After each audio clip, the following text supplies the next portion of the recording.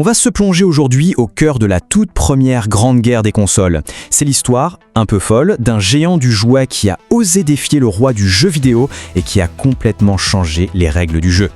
Voilà la question qui a défini toute une époque. D'un côté, on a Atari, le pionnier, le titan que rien ne semble pouvoir arrêter. Et de l'autre, Mattel, le spécialiste des jouets qui décide de débarquer sur un terrain qui n'est pas le sien. Un vrai duel de David contre Goliath. Bon, pour bien comprendre, il faut se remettre dans le contexte de la fin des années 70. À ce moment-là, Atari règne en maître absolu avec sa 2600. C'est un phénomène, et personne n'imagine une seule seconde pouvoir les détrôner. Personne. Jusqu'à ce qu'un nom très familier des chambres d'enfants décide de monter sur le ring. Et ce nom, c'est Mattel. Oui, la boîte qui fait les poupées Barbie. Ils voient l'énorme succès d'Atari et se disent « Tiens, il y a un coup à jouer ».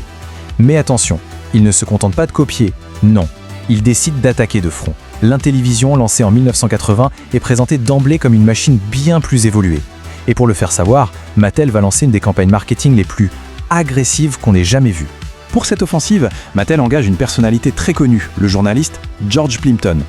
La stratégie est brutale mais terriblement efficace. On montre à l'écran, côte à côte, le même jeu tournant sur Atari et sur Intellivision. Le message est limpide. Regardez, c'est le jour et la nuit. Nos graphismes sont bien meilleurs. Ok, la pub c'était une chose, mais cette guerre ne pouvait pas se gagner juste avec des slogans. Derrière, il fallait que la technologie suive. Et la grande promesse de Mattel, c'était justement cette supériorité technique. C'était leur argument massu. D'ailleurs, tout est dans le nom. Intellivision, c'est la contraction de Intelligente Télévision, la télévision intelligente. Ça en dit long sur leurs ambitions, non? L'idée, ce n'était pas juste de créer une console de jeu. C'était de faire le premier pas vers un véritable ordinateur familial avec la promesse d'un clavier à venir. Et sous le capot, la différence était flagrante. Le cœur de l'Intellivision, c'était un processeur 16 bits. Un 16 bits. Pour se rendre compte, c'est tout simplement la première console de salon à en avoir un. Une décennie entière avant la fameuse guerre entre Sega et Nintendo. Ajoutez à ça plus de couleurs, un meilleur son. Bref, techniquement, elle mettait une claque à l'Atari 2600. Et puis il y avait cette manette. Cette manette si particulière.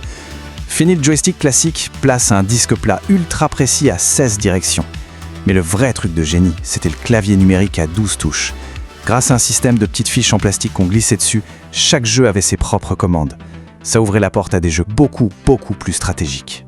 Et derrière cette innovation, il y a une histoire humaine assez fascinante.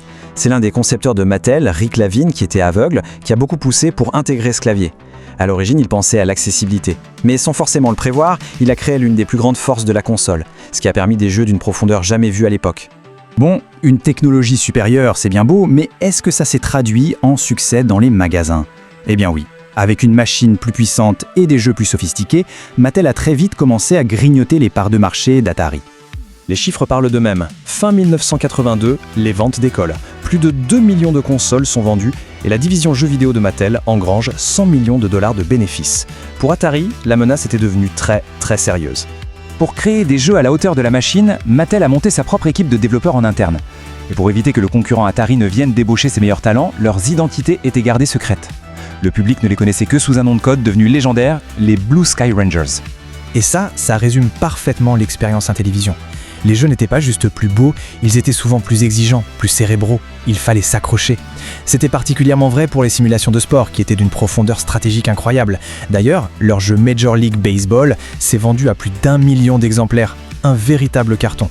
Et Mattel ne s'est pas arrêté là. Ils ont sorti l'IntelliVoice, un accessoire qui ajoutait de la voix dans les jeux, une vraie première.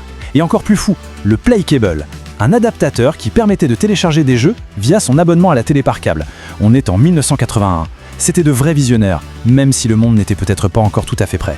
Mais voilà, le succès a été intense, mais court. Une série d'événements va mettre un coup d'arrêt brutal à l'ascension fulgurante de Mattel dans le jeu vidéo. Tout s'est enchaîné très vite. D'abord, en 1982, un nouveau concurrent, la ColecoVision, débarque et se révèle encore plus puissante.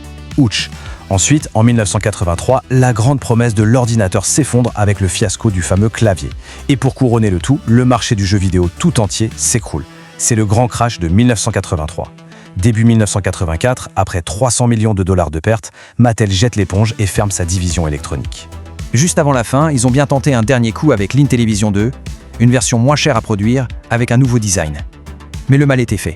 C'était trop peu, trop tard pour inverser la tendance et sauver la mise.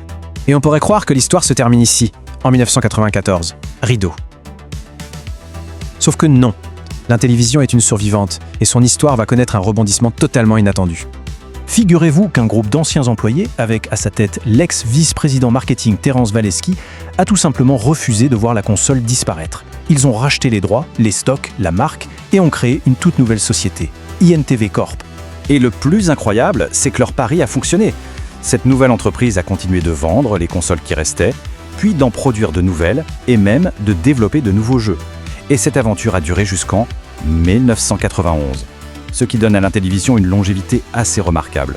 Au final, si on fait le bilan complet, l'Intellivision s'est vendue à environ 6 millions d'exemplaires au total, avec une ludothèque de 125 jeux officiels. Malgré sa fin brutale chez Mattel, elle a sans aucun doute été un acteur majeur de sa génération. Mais l'histoire nous réservait un dernier rebondissement, une conclusion digne d'un film. En mai 2024, donc tout récemment, Atari, oui, son rival de toujours, a annoncé le rachat de la marque Intellivision et de tous ses jeux. 45 ans après, la boucle est bouclée. Alors qu'est-ce qu'on retient de l'Intellivision ? Eh bien plus qu'une simple concurrente. Elle a été la toute première console 16 bits, elle a exploré des concepts comme le téléchargement de jeux bien avant tout le monde et elle a montré qu'il y avait une place pour des jeux plus profonds, plus stratégiques. Surtout, elle a prouvé qu'un challenger avec de l'innovation pouvait vraiment faire trembler le leader du marché. Finalement, l'histoire de l'Intellivision nous laisse avec cette question qui est toujours aussi pertinente aujourd'hui. Dans cette bataille acharnée pour notre temps de jeu, est-ce que c'est la machine la plus puissante qui gagne à la fin, ou est-ce que c'est l'attrait du plaisir simple et immédiat qui a toujours le dernier mot ? Le débat est encore loin d'être terminé.